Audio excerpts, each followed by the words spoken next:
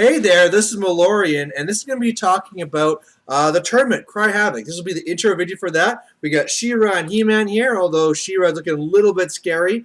This is going to be a fantasy tournament. It's going to be 2 days, 6 games, and I can't really tell you the point number because it escalates. It's one of those type of things. So the first day you play 3 games at 2,000 points. Then you play 2 games at 2,400, and then there's the last one at 3,000 points. Hey, where you actually get a Grand Army. So, yeah, should be pretty crazy here. We got the whole tournament package here. Whoa. Oh, no. Oh, no. And as far as comp goes, there's pretty much no comp.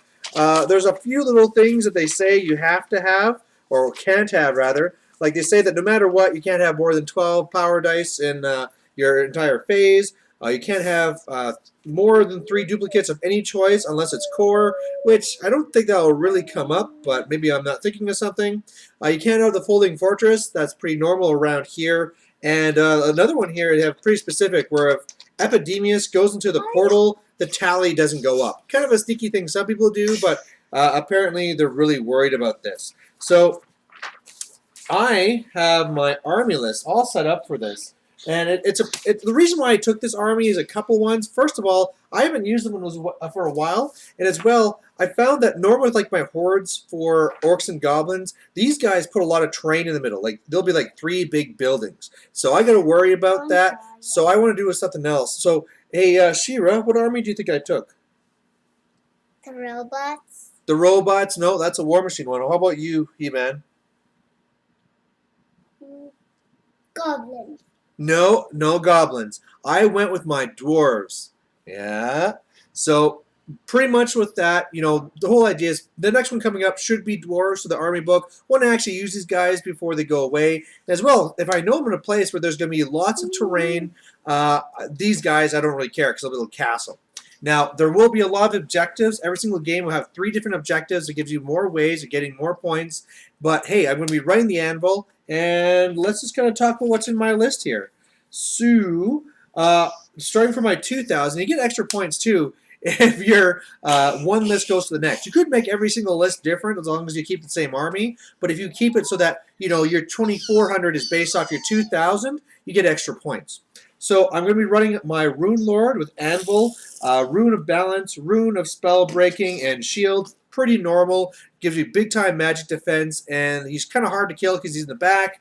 And as well, you know, he's giving me all those movement shenanigans. Pretty good choice, She-Ra. You like that one? All right, pretty good choice. Then I got 40 Dwarf Warriors with great weapons and banner. Is that good, He-Man? Good, good. Another 38 Dwarf Warriors with shields, banner, and musician. Any good? All right, all right. 20 miners with banner, champ, and steam drill, and especially with the anvil, those guys, of course, will come in. They can either do lots of damage to the opponent or go for these objectives we were talking about. Good one, He-Man? Miners? All right.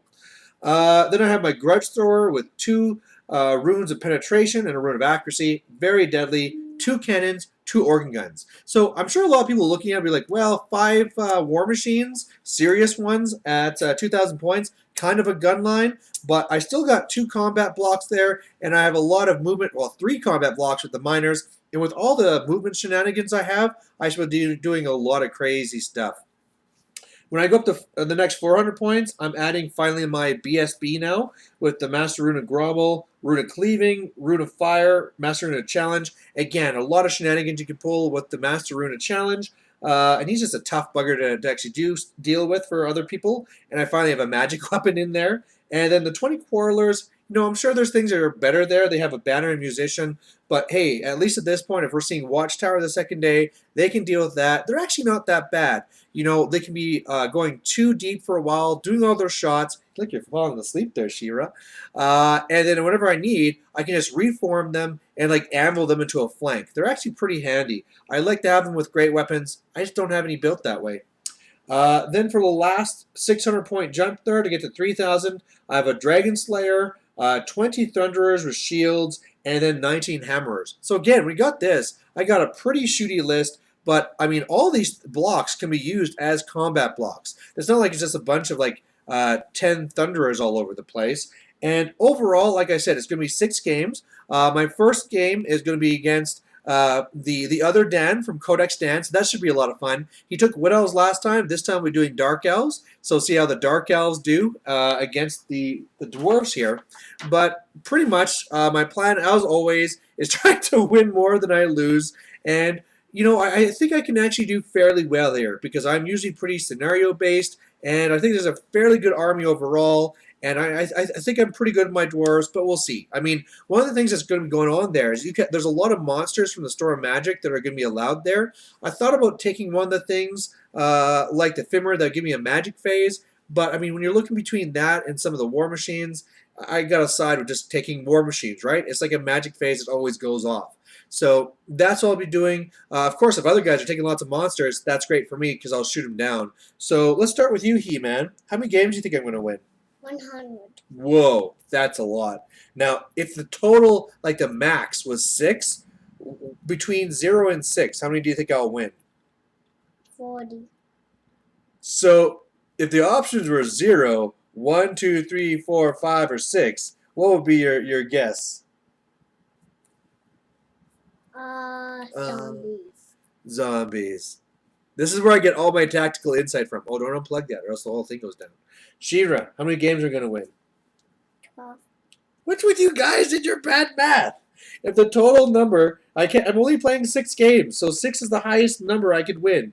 What's the most, well, how many games am I going to win? 6. 6? Whoa, that is a tall order. But Andrea, or Shira, always in the past, whenever you've guessed how many I'd win, you've been right almost every time. So it'd be pretty good if I do that well. You just want me to win a trophy so you can have it, eh? All right, all right. And do you have any real guesses there? Yeah. What's the real guess? How many am I going to win? 4. 4. That's more realistic. 4 wins, a tie, a loss. I could see that happening. What do you think is going to be the dumbest thing I'm going to do during the tournament? I don't know. It's probably going to be so stupid you can't imagine it. So, Cry. huh? Cry. I might cry. I might cry. We don't have a name for my wife yet. What should be Mom's screen name for the internet? Xena. Skeletor. Skeletor? I can see that works. All right. One of these days she might make a screen appearance, but there we go. There'll be 6 games. I'll be starting that there this weekend, and then after that I'll be putting out my reports. So we'll see you then. Bye.